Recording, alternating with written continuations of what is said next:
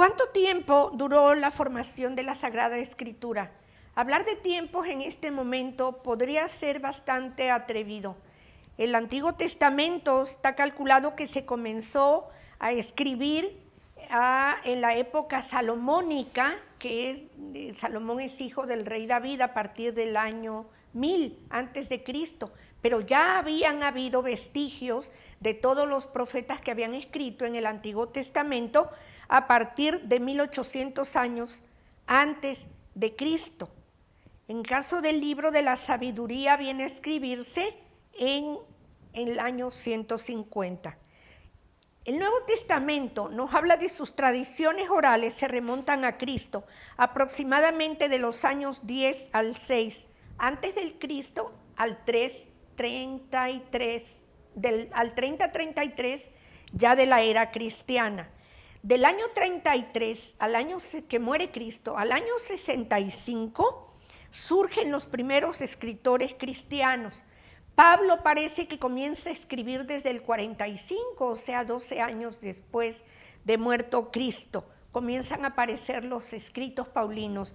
Nunca se ha de haber imaginado Pablo que lo que estaba escribiendo era la Sagrada Escritura. Él escribió estas cartas porque había fundado las iglesias del Asia y les enviaba misivas para hacerles correcciones, para alentarlos, para darles fuerza espiritual.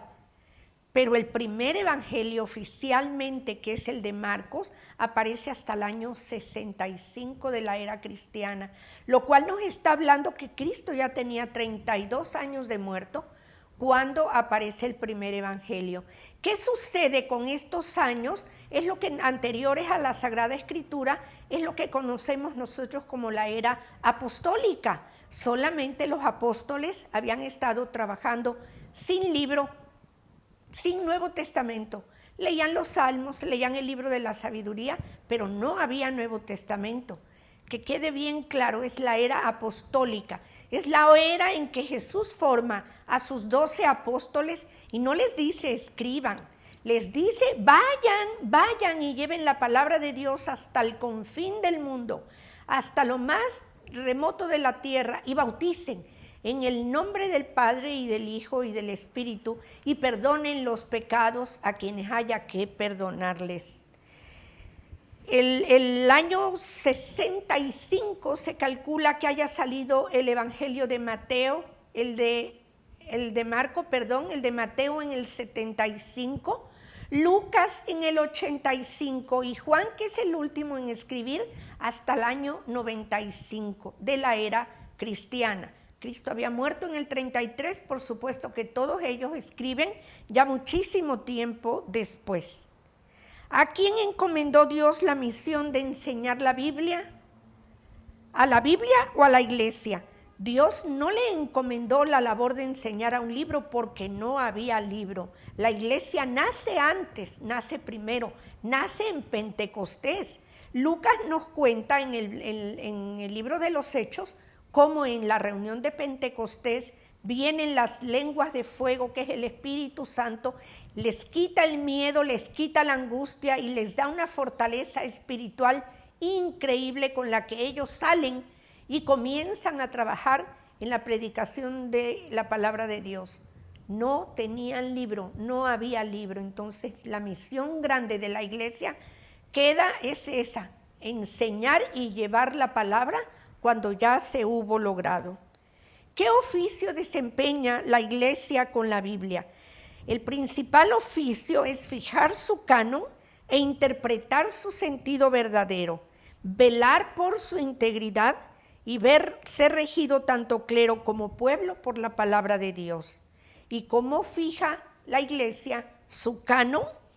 Determinado cuáles son los libros que sí tienen inspiración divina de acuerdo a su privilegio de mantener íntegro el depósito de la fe y la misión de enseñar. Existen dos cánones bíblicos, el corto, el canon breve, o palestinense, y el canon largo. El canon largo es el que contiene los 46 libros del Antiguo Testamento que tenemos nosotros en nuestras Biblias católicas.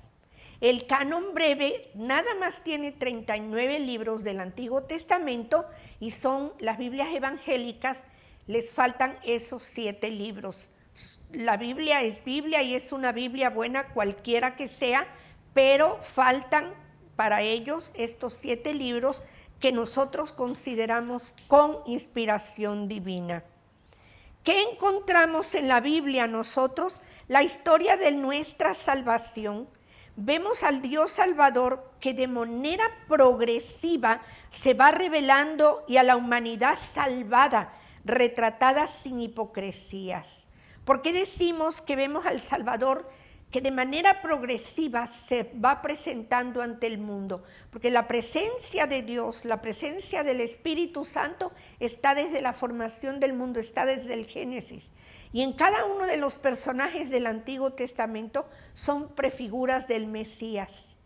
Cuando nace el Mesías, que llega ya en la era mesiánica, Pablo es el que nos explica que ha llegado la verdadera revelación de los tiempos. Ha llegado la plenitud, dice Pablo, y es con el nacimiento de Cristo. ¿Cómo podemos conocer a Dios sin conocer su palabra? Yo creo que ahí sí, de todo punto, es imposible conocer a alguien si no conocemos lo que piensa y lo que dice.